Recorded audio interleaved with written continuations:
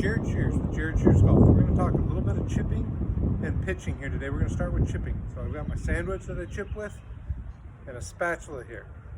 So I've seen a lot of instructors out there in this quarantine time post some videos explaining chipping and pitching using a spatula. It's a great visualization, so we're going to use it here today. So what I got this spatula here that we'd flip burgers with, and the bottom is the flat part. So when we're looking at this, comparing it to a wedge, that'd be like talking about the bounce or the sole of the club. And then we got the shaft coming up. You can see here, when this is flat on the ground, that shaft is coming straight up. We're going to call that neutral.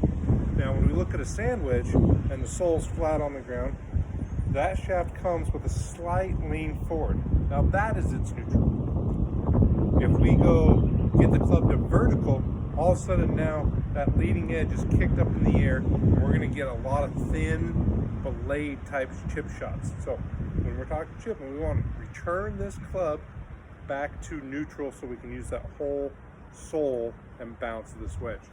So just like the spatula here, flat on the ground, shaft at neutral. So we've seen a lot of instruction out there talk about we move the ball back, lean forward, press our hands forward.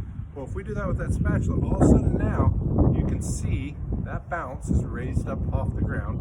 And if I tried to pick up a burger off my grill right now, I'd just be cutting it in half. I wouldn't be able to get underneath it. I'd have to rotate it backwards and go this way.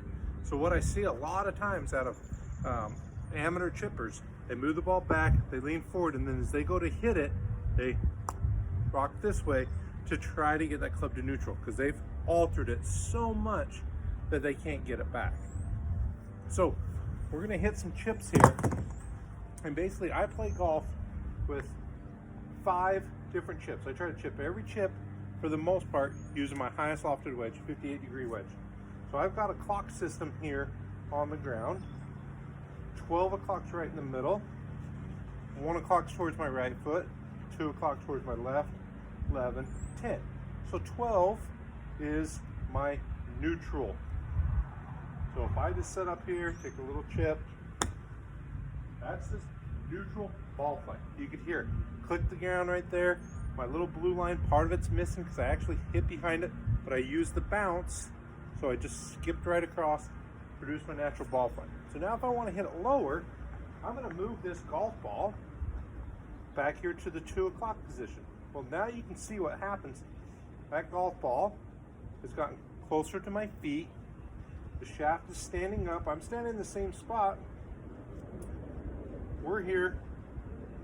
Now I'm just going to make that same swing, and you're going to see how much lower this chip goes.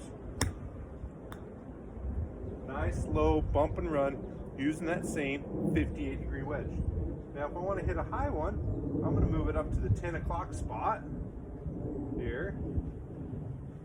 Lower my handle a little bit. Go underneath it a little bit more. See how much higher that one went. So 1 club, 5 ball positions. I can hit all the different trajectories that I need with 1 club. So back to my neutral, ball's right in the middle, club's slightly forward just because of how it comes out of that club. Here's a look at that clock system here. We got 12 o'clock. You can see all these lines from all the different times come right to the middle of my heels, which are about a club head apart.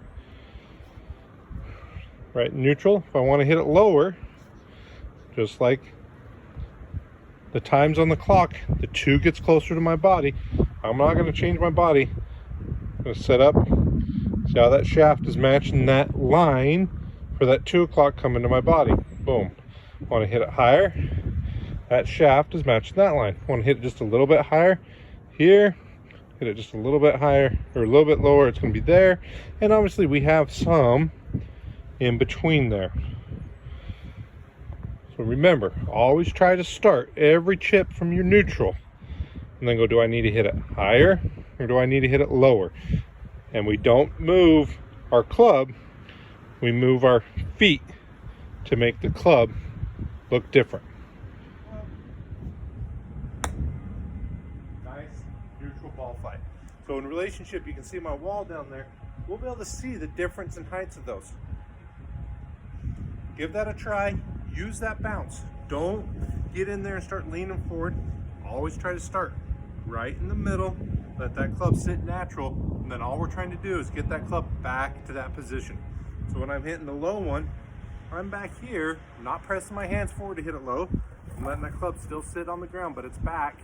So I'm gonna catch it with more of a descending blow. With a de-lofted face, that's what gets it low.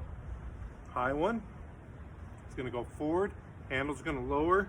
I'm gonna move away from it just a little bit. Work right underneath it, hit that nice one. Give that a try. Let me know how it works for you.